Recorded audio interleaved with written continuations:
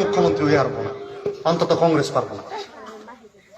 আগে আগে মুসলমানের এই বছর 30 জন এমএলএ, পূর্বতে 35 জন করে থাকতো। আগামী বছর 26-এর ইলেকশন হওয়ার পরে 22 জন মুসলমান এমএলএ হবো, তার উপরে একজন হবো না, 22 জন হইতে গেলাম। মনে রেখে কেনিকা ডিলিমিটেশন করে সমষ্টি কমিয়ে দিচ্ছে। আর হেন থেকে যদি আমরা কোনোদিন কথা না কোয়া, কোনোদিন সমাজের অবদান না দেওয়া মানুষকে যদি আমরা বিধায়ক বানিয়ে পাঠাই, আমার বিধায়ক বানানোর আগে তোমরা আমার দেখছুন যে আমি আপনার মধ্যে মেহনত করতেছি, হাজার হাজার মানুষের এনআরসিতে সহায় করছি। তখন হিয়ারিং এর দিকে দিন রায় একাকার করে আপার আসামে ব্যবস্থা করছি। আমার এই অঞ্চলের অনেক যুবক ভাই বন্ধু আমার নগে থেকে সহায় করছে। আমরা আমার দেখছেন যে করোনার সময় হোক, বানপানির সময় হোক, যে মুসিবতের সময় হোক, আমি অন্তত আপনার মধ্যে এনে খারাইছি। আর আগামী দিনে যারা রাজনীতি করবার আইতেছে, তারা এই সমাজের নিয়ে কি অবদান, কি ত্যাগ করে আইতেছে। আমি তো লেখাপড়া করার পরেও সর্বস্ব বাদ দিয়ে, চাকরি বাকরি বাদ দিয়ে হলো আমার মধ্যে নেমে এই কাম করছি। তারা কি ত্যাগ করে আইতেছে, তারা মানুষের মধ্যে থেকে কি করছে, এই জিনিসগুলো কিন্তু দেখা লাগা। আর আপনারা আমার কাছে কোনো প্রমাণ নিশ্চয় যে আমি অন্তত এই কিছু করছি, আমার আগের অবদানের উপর আমরা বিধায়ক বানাইছো, তারপর আমি কিছু কাম করছি, তার উপর আপনাকে যদি ভরসা হয়, যদি ভাবুন যে না সকলের লিগে আরেকবার আমরা মেহনত করুন, তাহলে খুব ভালো দিন সামনাইতেছে। যেদিনে কি জানি ইনশাআল্লাহ আমরা ক্ষমতার অংশীদার হইতে পারি। আর 78 বছরের দুঃখ বেদনা গুনে একটু শান্তিতে পর্যবেসিত করা হয়, যাতে আপনার আপনারা মরে যাওয়ার পরে যাতে আমাকে পয়পুলা নেই মাটিতে বসবাস করে অন্তত একটু যাতে শান্তিতে পয়সা থাকা হারে। আমি আপনি চলে যাবো ওই দুনিয়ার তুলে, কিন্তু পয়পুলা যদি এই দেশে সেই অধিকারী না পায়, আজকে এনআরসি গেল, তারপরে এসআইআর আনতেছে। এসআইআর কি কইতেছে, বোর্ডের তুলে নাম কেটে দিব, বোর্ডের অধিকার তুলে কেটে দিব। নানান প্রকারে তারা করে হিন্দু বাংলাদেশের পুরো নাগরিকত্ব দিয়ে গেলেন, মুসলমানের উপর অত্যাচার করতেছে। প্রতিবাদ করুন লাগবো না? এই প্রতিবাদ করলে মানুষ লাগবো না? আজকে কোন কংগ্রেসে প্রতিবাদ করবো? আবার আসামে যে সঙ্গে গৌরবনগর সমষ্টিতে হাজার হাজার মানুষরে কাম করবার যাওয়ার পর অত্যাচার করছে, গৌরব গগৈ একটা কথা কইছে। আর গৌরব গগৈ এবার সে মুখ্যমন্ত্রী, এত সহজ? গৌরব গগৈ একটা কথা কয় নাই, কেন কয় নাই? আপার আসামের ভোট মাইনাস হয়। আমরা এর থেকে টালি ডুবলা বাইন্দা মিস্ত্রি কাম করবার গেছি জোরহাট, শিবসাগরে। আর আমাদের ভাই যদি ওখানে মাইর খায় মানুষের, ওরা যদি পুলিশ একটা কেস না নেয়, তাকে যদি আটক না করে, তাকে যদি নিরাপত্তা না দেয়, কেমন কেমন? আর হেনেকার এমপি আগামী দিনের মুখ্যমন্ত্রী হয়। অখিল গগৈ ওই জায়গার এমএলএ, হেরা কোনো হানে দেখারিয়ার না। আজকে কই কেউ যে এই স্কুলে চাকরি করা বা এনে কেউ মেহনত করে থাকা, কাম করে থাকা মানুষ আবার আসাম তো না এনে এই গ্রামেরই কেউ যদি তাকে অত্যাচার করে, তারা যদি করে, আমি অন্তত ওই শিবসাগর জোরহাটের মানুষের পক্ষে খারাপ। আপনারাও কি জানি আমার নদী খারাইবেন যে হয় ভাগের মানুষ, এরা নিরাপত্তা না কো, এই জায়গার মান সম্মানের কথা আছে, কিন্তু এই জায়গার জনপ্রতিনিধিরা ওইটা করে নাই। তাহলে তারা আমাকে কত দরদি, তারা কত এই কমের দরদি। মাদ্রাসাগুলো ধ্বংস করে দিল বিজেপি, মাদ্রাসাগুলো বন্ধ করে দিল, তারপরেও কিন্তু তারা আমাকে পরে, তারা আমাকে হকের কথা কয় না, তারপরেও আমরা বুঝি না। আজকে আজমল সাহেব আমরা ভোটে হারিয়ে দিছি, কোনো আফসোস নাই। আমরা নরেন্দ্র মোদী রেখে দেবেন নিগা, রাহুল গান্ধীকে প্রাইম মিনিস্টার বানাইতাম, বানিয়ে হারে নেই। যাকে আজমল সাহেব হাইরা গেছে, কিন্তু আজমল সাহেব এই সমাজের দিকে 10 জনের নিয়ে যা কিছু করছে, তা কিন্তু উনি 22 টাকা খেলে আমরা অনুভব করাতে পারতাছি না। আমরা বান্দালি রিজার্ভে যাই, আজকের দিনে একজন গরিব মানুষ পাইবেন মিস্ত্রি কাম করে তার পোলারে ডাক্তার বানিয়ে আনতেছে, কেমনে? আজমলের স্কুলে ফ্রিতে পড়াইতো।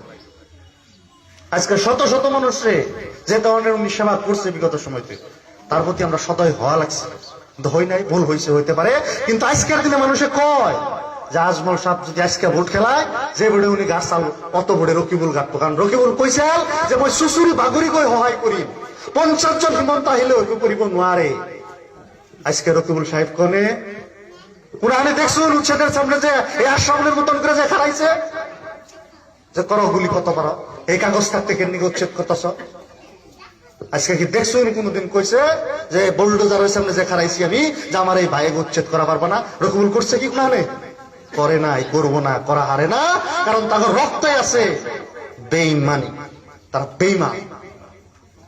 আর সেই জন্যই সত্যর পথে থাকবার নিকে এই দল, অধিকারের পথে থাকবার নিকে এই দল, গরিবের পক্ষে থাকবার নিকে আর এর নেতৃত্ব হলো হযরত মাওলানা বদরুদ্দিন আজমল সাহেব।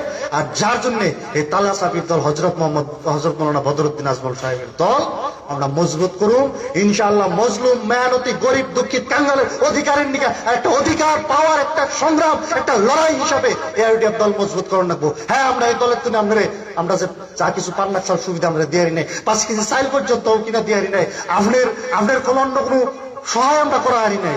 কিন্তু এটা রাজনৈতিক সংগ্রাম, এই গণতান্ত্রিক ব্যবস্থার ভিতরে যদি জিন্দা রাহন লাগে, চাঙ্গা রাহন লাগে, সুস্বাস্থ্যবান তন্দ্রুত যদি রাহন লাগে, তাহলে ইউডিএফ দলের আপনাকে প্রয়োজনতা আছে।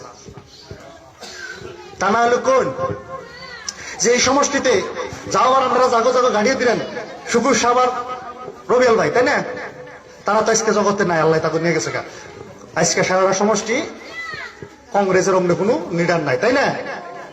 আমি যদি কইতাম যে কংগ্রেসের টিকিটটা আমার দেন রাখবো, যদি আমি ভাবতাম, তাহলে আগামী দিনে কি হতো কি জানি পাইতাম ও টিকিট ধরলাম, আমি কোনোদিনও চাই না, আল্লাহ মাফ করুক। তাহলে কি হইতো, এমএলএ ঠিকই অন গেত, পাশের কাতারে যে বহন রাখতো মুখের মধ্যে ব্ল্যাক টিপ না গিয়ে থাকুন রাখতো, বুঝছেন কি? মুখের মধ্যে ব্ল্যাক টিপ না গিয়ে তুইতো তারা কোনোদিন কথা কইবার দিব না, কোনোদিন সুচ্চার হইবার দিব না। তা না হইলে বড় বড় সমষ্টি মিলে রহিম আমসুর প্রেসিডেন্ট আছে, কি সুন্দর সুন্দর কথা হইতো, এনারাও কথা কই না। আর আমি বিধানসভায় এমন একটা দিন নাই, এমন একটা বিধানসভা নাই যেটা সরকারের তীব্র থেকে তীব্রভাবে সমালোচনা করি নাই, যেটা আমাকে প্রাপ্তির কথা কই নাই। আমরা পারি যদি তারা পারে না, কে রে? তারা পারে না এই জন্যই তখন নানান কম্পালশন, তখন নানান ধরনের আত্মবান্ধা।